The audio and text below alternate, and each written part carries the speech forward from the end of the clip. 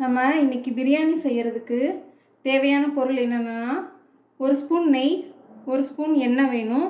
அது ஆல்ரெடி ஊற்றிருக்கோம். அது இல்லாமல் இஞ்சி பூண்டு பேஸ்ட்டு ஒரு ஸ்பூன் வேணும். ஒரு டீஸ்பூன் உப்பு வேணும். ஒரு டேபிள் ஸ்பூன் தயிர். தாளிக்கிறதுக்கு 2 துண்டு பட்டை, 3 ஏலக்காய், 3 கிராம்பு, 2 ஸ்டார் அனைஸ் வேணும். அது கண்டிப்பாக வேணும். அப்புறம் ஒரு பிரிஞ்சி இலை வேணும். ஒரே ஒரு மீடியம் சைஸ் தக்காளி கட் பண்ணி வச்சுருக்கேன். கொஞ்சமாக ஒரு 10 சின்ன வெங்காயம் மிக்சியில் பல்ஸ் மோடில் வச்சு அரைச்சி எடுத்துருக்கேன். நீங்கள் இடி உரலில் கூட இடித்து எடுத்துக்கலாம். ஒரு கைப்பிடி புதினா இலை, ஒரு கைப்பிடி கொத்தமல்லி, கொஞ்சமாக கருவேப்பிலை, ஒரே ஒரு பச்சை மிளகா, 2 ஸ்பூன் பிரியாணி மசால் வேணும். கண்டிப்பாக வேணும்.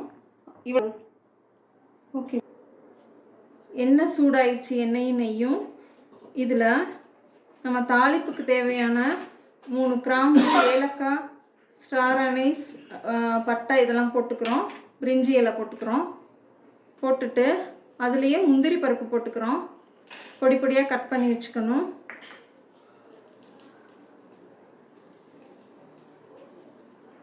இதெல்லாம் பொரிஞ்சதுமே அந்த எண்ணெயிலே பிரியாணி மசாலா போட்டுறணும். அப்போ தான் நமக்கு ஹோட்டலில் மாதிரி நல்ல ப்ரௌன் கலரில் அந்த பிரியாணி கிடைக்கும். அதிலே கருவேப்பிலையை போட்டுறணும். பச்சை மிளகா போடணும். அடுத்தது வெங்காயம் போடணும்.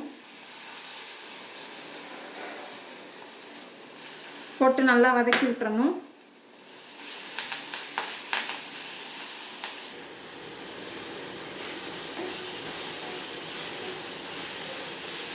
இந்த மாதிரி நல்லா வதக்கி விட்டுறணும்.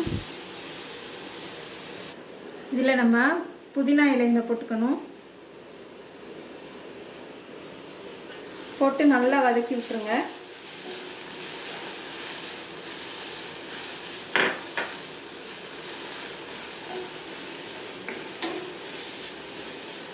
புதினா இலை வதங்கினதுக்கப்புறமா இஞ்சி பூண்டு பேஸ்ட் போட்டுக்கணும்.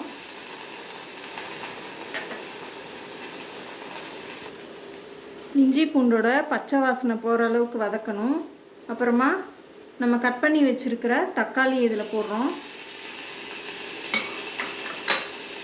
போட்டு நல்லா வதக்கிடுறோம்.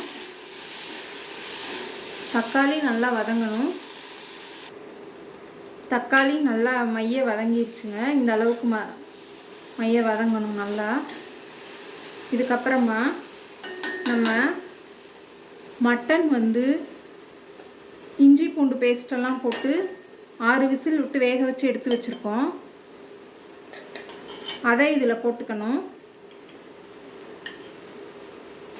போட்டு நல்லா வதக்கி விடணும்.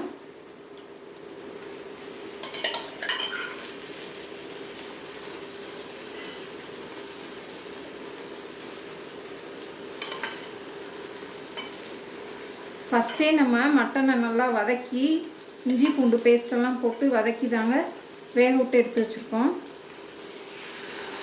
அதனால் இது அதிகமாக வதக்கணுங்கிற அவசியம் இல்லை. இப்போ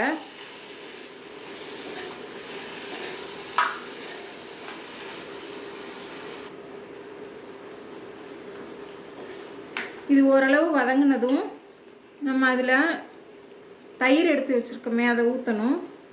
நல்லா புளிக்காத தயிராக, ஃப்ரெஷ்ஷான தயிராக எடுத்துக்கோங்க. தயிர் ஊற்றுறதுனால ஈஸியாக குக் ஆகும்.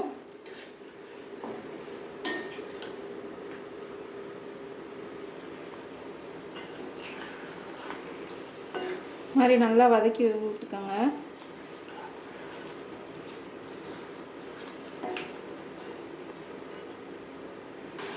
பிரியாணிக்கு இந்த மாதிரி எலும்பு ரொம்ப முக்கியம். அப்போ தான் டேஸ்ட்டாக இருக்கும் பிரியாணி.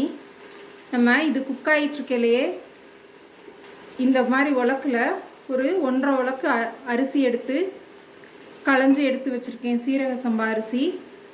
கொஞ்ச நேரம் ஊற விடணும். ஊற விட்டதுக்கப்புறமா நல்லா இந்த மாதிரி தண்ணி வந்து வெள்ளையாக இல்லாமல் தெளிவாக இருக்க மாதிரி நல்லா களைஞ்சி எடுத்துக்கணும். அப்போ தாங்க கஞ்சி சுத்தாமல் உதிரி உதிரியாக வரும் பிரியாணி.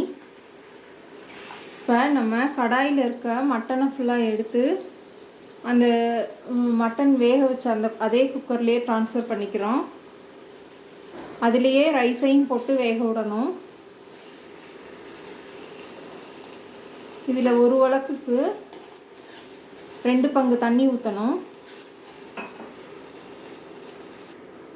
நம்ம அரிசிக்கு 2 பங்கு தண்ணி ஊற்றணும். அது இல்லாமல் அந்த மட்டன் வேகிறதுக்காக ஒரு 1/2 டம்ளர் சேர்த்து ஊற்றணும். நம்ம கறி ஆல்ரெடி பாதி உப்பு போட்டு வேக வச்சுருக்கோம். மீதி உப்பை நம்ம ரைஸ் போட்டதுக்கப்புறமா போடணும். இப்போது நம்ம களைஞ்சி வச்சுருக்க சீரக சம்பா அரிசி அதில் போடுறோம். தண்ணி கொதி வந்ததுமே போடுங்க. நம்ம இப்போ அதில் உப்பை போட்டு